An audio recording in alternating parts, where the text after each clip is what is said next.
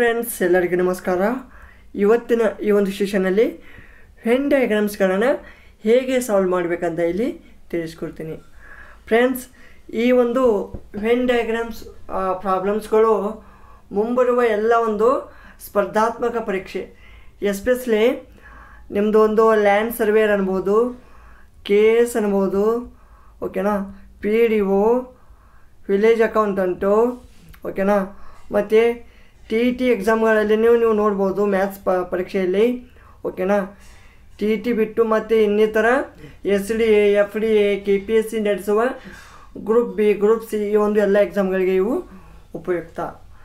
At least 1 mark ಆದರೂ ನಿಮಗೆ ಪ್ರತಿಯೊಂದು ಎಕ್ಸಾಮಲ್ಲಿ ಈ ವೆನ್ ಡಯಾಗ್ರಾಮ್ ರಿಲೇಟೆಡ್ ಕ್ವಶನ್ಗಳನ್ನು ಕೇಳ್ತಾರೆ, ಓಕೆನಾ. So let's go to first question.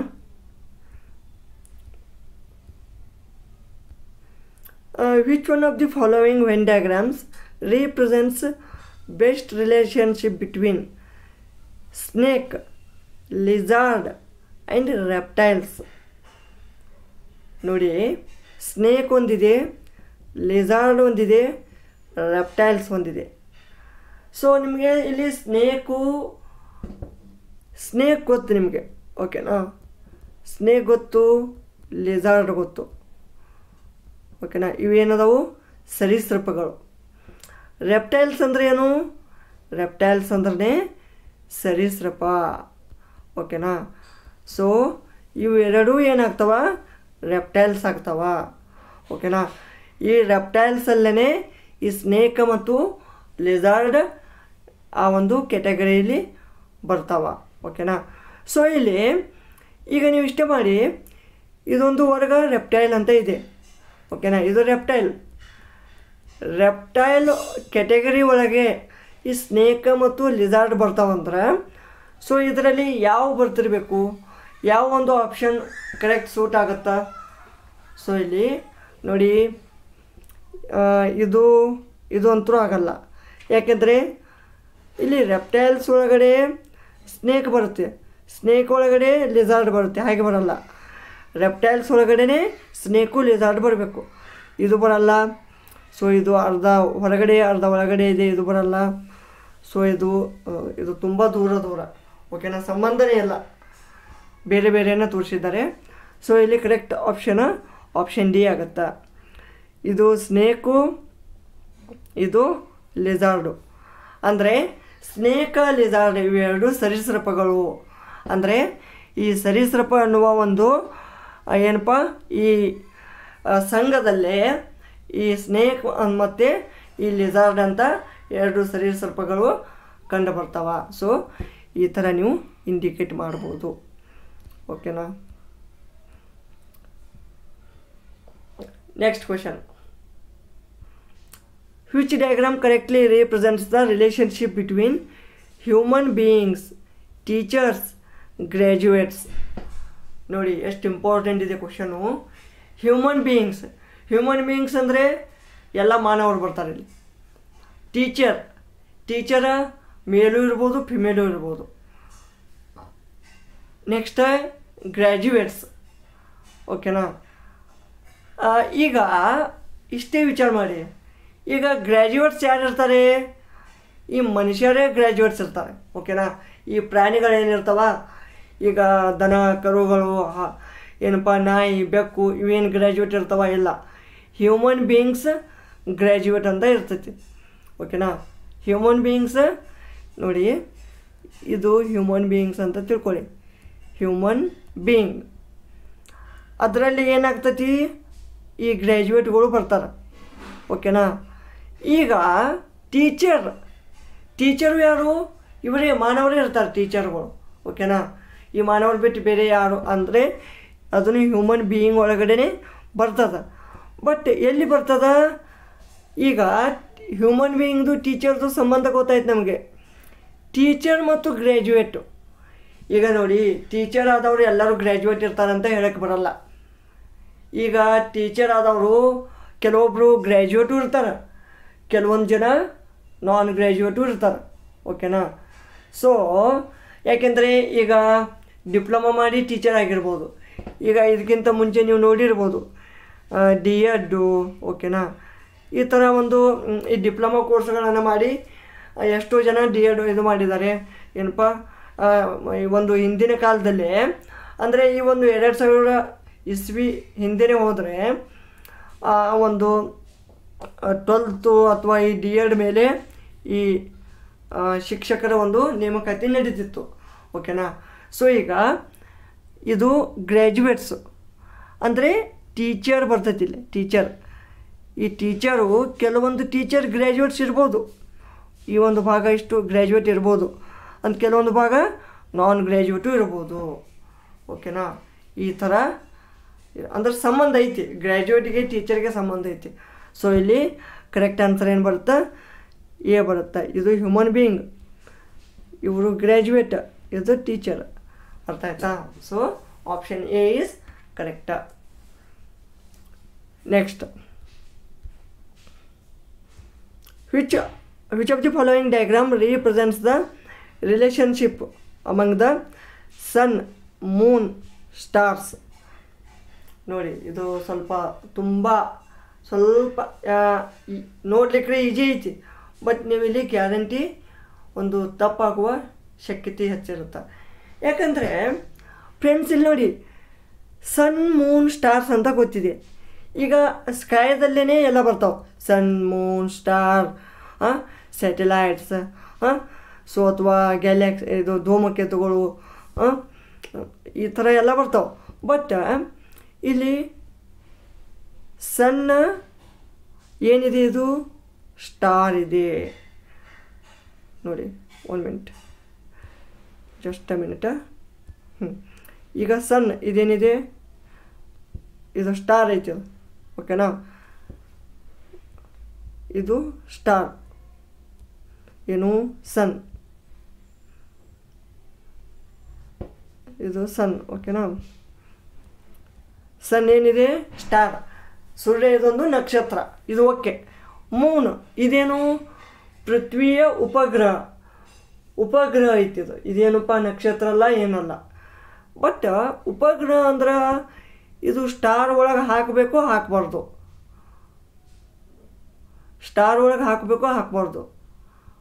So ಸ್ಟಾರ್ಗೆ ಈ ಮೂನ್ಗೆ ಏನೂ ಸಂಬಂಧ ಇಲ್ಲ ಫ್ರೆಂಡ್ಸ್, ಓಕೆನಾ.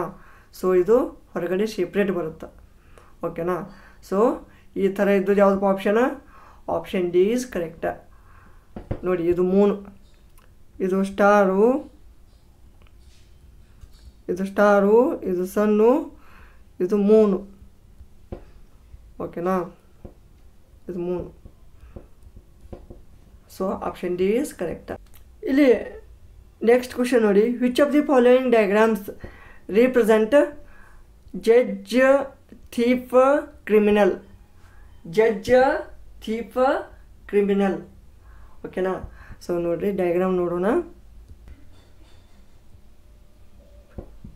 ಯಾರ್ಯಾರು ಕೊಟ್ಟಾರ? ಒಂದೇದೇನು, ಜಡ್ಜ್. ನೆಕ್ಸ್ಟ್ ಥೀಪ್, ಕ್ರಿಮಿನಲ್, ಓಕೆನಾ. ಸೊ ಈಗ ಜಡ್ಜ್ ಅಂದ್ರೆ ಏನು? ನ್ಯಾಯಾಧೀಶ. ಥೀಪ ಕಳ್ಳ, ಕ್ರಿಮಿನಲ್ ಅಂದ್ರೆ ಏನು? ಒಂದು ತಪ್ಪಿತಸ್ಥ ಅಥವಾ ಒಂದು ಏನಾದರೂ ಕೊಲೆ ಮಾಡಿದವ, ಕೊಲೆಗಾರ, ಈ ಥರ ಇವನಿಗೆ ಕ್ರಿಮಿನಲ್ ಅಂತ ಅನ್ಬೋದು. ಈಗ here judge is different from both the words thief and criminal. ಜಡ್ಜಿಗೆ ಥೀಪ ಕ್ರಿಮಿನಲ್ಗೆ ಸಂಬಂಧ ಇಲ್ಲ. ಸಂಬಂಧ ಅಂದ್ರೆ ಏನು? ಆ ನ್ಯಾಯ ಕೊಡ್ತಾನೆ, ಅದು ಬೇರೆ. ಬಟ್ ಜಡ್ಜ ಅವನ ನ್ಯಾಯಾಧೀಶ, ಇವರಿಬ್ಬರು ಬೇರೆಯೇ, ಓಕೆನಾ. ಈಗ ಕ್ರಿಮಿನಲ್ ಥೀಪ್ ಆಗಿರ್ಬೋದು, ಥೀಪ ಕ್ರಿಮಿನಲ್ ಆಗಿರ್ಬೋದು. ಮೇನ್ಲಿ ಈ ಕ್ರಿಮಿನಲ್ದಲ್ಲಿನೇ ಇದು ಕ್ರಿಮಿನಲ್ನಲ್ಲಿನೇ ಥೀಪ್ ಈ ಕಳ್ಳ ಬರ್ತಾನೆ. ಸೊ ಜಡ್ಜ ಸೆಪ್ರೇಟ್ ಬರ್ತಾನೆ. ಸೊ ಇಲ್ಲಿ ಆಪ್ಷನ್ ಸಿ ಕರೆಕ್ಟ್, ಓಕೆನಾ. Next, which diagram correctly represents the relationship between poets and womens? ನೋಡಿ, ಪೊಲಿಟಿಷಿಯನ್, ಪೊಯೆಟ್ಸ್, ವುಮೆನ್ಸ್. ಈಗ ವುಮೆನು ಬಿ ಪೊಲಿಟಿಷಿಯನ್ ಇರ್ಬೋದು, ವುಮೆನು ಪೊಯೆಟ್ಸ್ ಆಗಿರ್ಬೋದು. ಓಕೆನಾ. ಈಗ ಕೆಲವೊಂದು ಪೊಲಿಟಿಷಿಯನ್ಸ್, ಈಗ ಪೊಲಿಟಿಷಿಯನ್ ಇದ್ದವರು ಪೊಯೆಟ್ಗಳು ಆಗಿರ್ಬೋದು, ಕವಿಗಳಿರ್ಬೋದು ಅಥವಾ ಲೇಖಕರಿರ್ಬೋದು. ಈಗ ಫಾರ್ ಎಕ್ಸಾಂಪಲ್ ಆಗಿ ನಮ್ಮ ಭಾರತ ದೇಶದಲ್ಲಿ ನೋಡಿರ್ಬೋದು ಶಶಿ ತರೂರ್, ಅವರು ಕೆಲವೊಂದು ಪುಸ್ತಕಗಳನ್ನು ಬರೆದಿದ್ದಾರೆ. ಮತ್ತು ಹಾಗೆ ವಿದೇಶಾಂಗ ಸಚಿವ ಪ್ರಣವ್ ಮುಖರ್ಜಿ, ಹೀಗೆ ಇನ್ನೂ ಹಲವಾರು ಏನಪ್ಪ, ಫಾರ್ ಎಕ್ಸಾಂಪಲ್ ಇವರಿಗೆ ತಗೊಳ್ಳಿ, Jawaharlal Nehru the Discovery of India ಈ ಒಂದು ಈ ಒಂದು ಪುಸ್ತಕವನ್ನು ಬರೆದಿದ್ದಾರೆ. ಸೊ ಪೊಲಿಟಿಷಿಯನ್ಸು ಪೊಯೆಟ್ಸ್ ಆಗಿರ್ತಾರೆ. ಓಕೆನಾ. ಈಗ ನಾವು ಇದನ್ನು ರಿಲೇಷನ್ ಹೇಗೆ ಮಾಡೋದಂದ್ರೆ, ಈಗ ಇದು ಪೊಲಿಟಿಷಿಯನ್. ಓಕೆನಾ, 1 minute, just a minute. ಇದು ಒಂದು ಓಕೆನಾ. ಸೊ ಇವ ನಡುವಿನವ ಪೊಲಿಟಿಷಿಯನ್. ಈ ರಾಜಕೀಯ ವ್ಯಕ್ತಿ ವುಮೆನು ಆಗಿರ್ತಾನೆ. ಓಕೆನಾ, ಅಥವಾ ಪೊಯೆಟ್ ಬಿ ಆಗಿರ್ತಾನೆ. ಅರ್ಥ ಆಯ್ತಾ? ಒಂದಕ್ಕೊಂದಿಲ್ಲಿ ಸಂಬಂಧ ಬರ್ತೈತಿ. So some politicians may be poets, ಅಥವಾ some poets may be politicians, yes. ಅಥವಾ some politician may be women. ಓಕೆನಾ. And vice versa. ಕೆಲವೊಂದು ರಾಜಕೀಯ ವ್ಯಕ್ತಿಗಳು ವುಮೆನು ಆಗಿರ್ತಾರೆ, ಕೆಲವೊಂದು ವುಮೆನ್ಸು ರಾಜಕೀಯ ವ್ಯಕ್ತಿಗಳಾಗಿರ್ತಾರೆ. But no poets can be women. ಓಕೆನಾ. ಪೊಯೆಟ್ಸ್ ಅಂದರೆ ಕವಿಗಳು. ಓಕೆನಾ. ನಾನು ನಿಮಗೆ ಇಲ್ಲಿ ವುಮೆನ್ಸು ಪೊಯೆಟ್ಸ್ ಆಗಲ್ಲ, ಸಾರಿ, ವುಮೆನ್ಸು ಪೊಲಿಟಿಷಿಯನ್ಸ್ ಅಷ್ಟೇ ಆಗ್ತಾರೆ. ಪೊಯೆಟ್ಸ್ ಅಂದರೆ ಕವಿಗಳು, ಕವಿ ಆಗ್ತಾರೆ. ಈ ಪೊಯಿಟಸ್ ಅಂದರೆ ಕವಯತ್ರಿ, ಈ ಕವಯತ್ರಿ ಆಗ್ತಾರೆ. ಸೊ ಈ ಪೊಯೆಟ್ ಅನ್ನೋದು ಇದು ವುಮೆನ್ಸ್ಗೆ ಸಂಬಂಧಪಡಲ್ಲ. ಪೊಯೆಟ್ ಅಂದರೆ ಕವಿ, ಪೊಯಿಟಸ್ಗೆ ಕವಿಯತ್ರಿ ಅಂತಾರೆ. So option D is correct.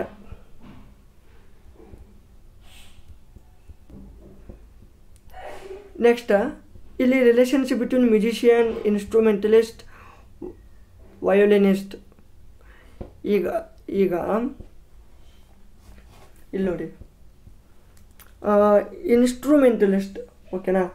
So ಮತ್ತು ವಯೋಲಿನಿಸ್ಟ್ ಇವೆಲ್ಲ ಏನಪ್ಪ, ಸಂಗೀತದಲ್ಲಿ ಕಂಡುಬರ್ತಾವೆ. ಓಕೆನಾ.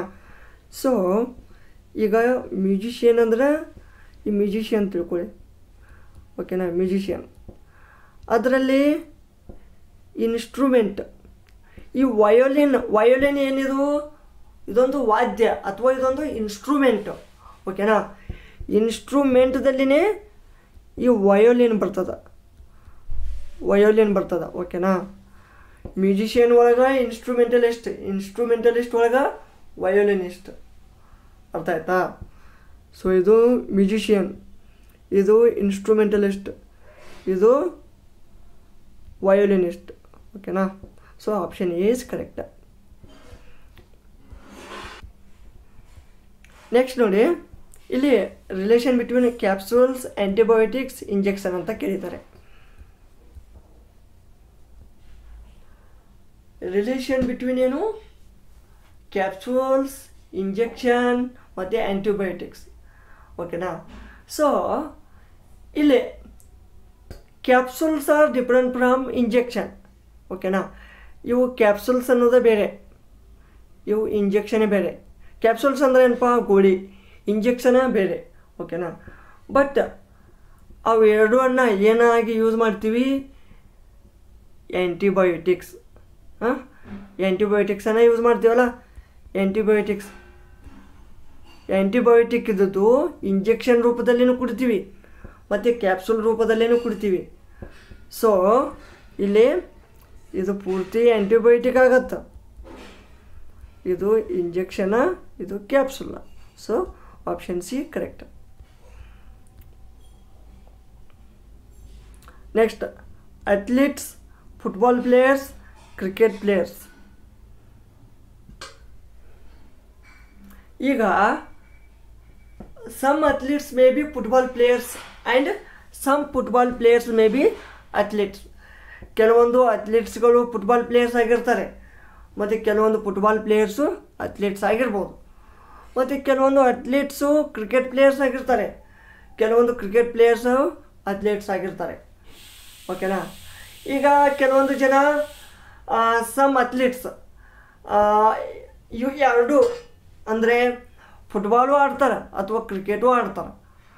ಅಥವಾ ಮತ್ತು ಇನ್ನೊಂದೇನಪ್ಪ, ಈಗ cricket players for example MS Dhoni. MS ಧೋನಿನೇ ನೋಡಿ, ಅವರಿಗೆ ಏನಪ್ಪ ಈ ಮ್ಯಾಕ್ಸಿಮಮ್ ಎಲ್ಲ ಕ್ರಿಕೆಟ್ ಪ್ಲೇಯರ್ಸು ಈ ವಾರ್ಮಪ್ ಅಲ್ಲಿ ಮಾರ್ನಿಂಗ್ ಸೆಷನಲ್ಲಿ ಫುಟ್ಬಾಲ್ ಆಡ್ತಾರೆ. ಓಕೆನಾ. ಸೊ ಅವ್ರಿಗೆ ಫುಟ್ಬಾಲ್ ಪ್ಲೇಯರು ಅನ್ಬೋದು ನಾವು. ಓಕೆನಾ. ಸೊ ಇಂಟರ್ನ್ಯಾಷನಲ್ ಲೆವೆಲೇ ಆಡ್ತಾರಂತ ನಾವು ಫುಟ್ಬಾಲ್ ಪ್ಲೇಯರ್ ಅಂತ ಹೇಳಕ್ಕೆ ಬರೋಲ್ಲ. ಈಗ ಸೊ ಈಗ ನಮ್ಮದು ಪರ್ಸ್ನಲಿ ಈಗ ನಾವೇ ಹೇಳಿದಾರೆ, ನಾವು ಕ್ರಿಕೆಟು ಆಡ್ತೀವಿ, ಫುಟ್ಬಾಲು ಆಡ್ತೀವಿ. ಓಕೆನಾ. ಸೊ ಮತ್ತು ಅಥ್ಲೀಟ್ಸ್, ಓಕೆನಾ, ನೀವು ಸ್ವಿಮ್ಮಿಂಗ್ ಮಾಡ್ಬೋದು, ಈ ಥರ ಒಂದು ಡಿಫ್ರೆಂಟ್ ಒಂದು ಆ್ಯಕ್ಟಿವಿಟೀಸ್ಗಳನ್ನು ನೀವು ಮಾಡ್ಬೋದು. ಸೊ ಈಗ ಇಲ್ಲಿ ಒಂದಕ್ಕೊಂದು ಎಲ್ಲ ಲಿಂಕ್ ಅದಾವೆ, ಒಂದಕ್ಕೊಂದು. ಓಕೆನಾ. ಸೊ ಒಂದಕ್ಕೊಂದು ಲಿಂಕ್ ಅದಾವೆ ಅಂದ್ರೆ ಬಿ ಕರೆಕ್ಟ್ ಬರುತ್ತೆ.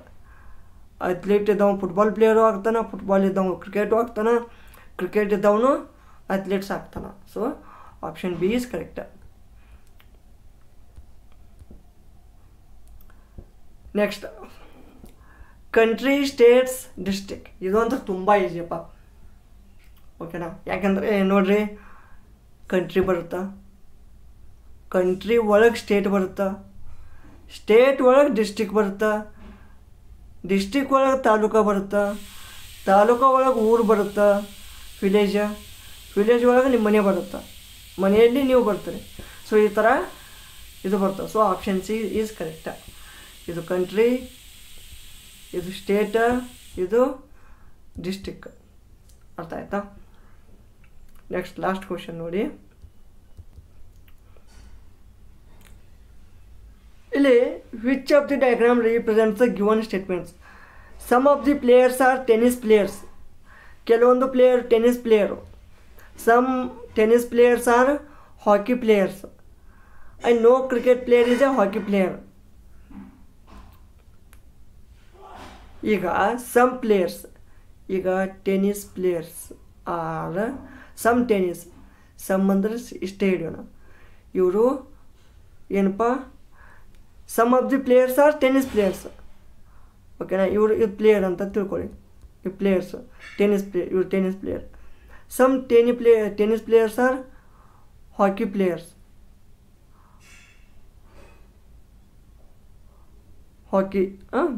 ಹಾಕಿ players and no cricket player is a hockey player. ಅಂದರೆ ಇಲ್ಲಿ ನೋಡಿ,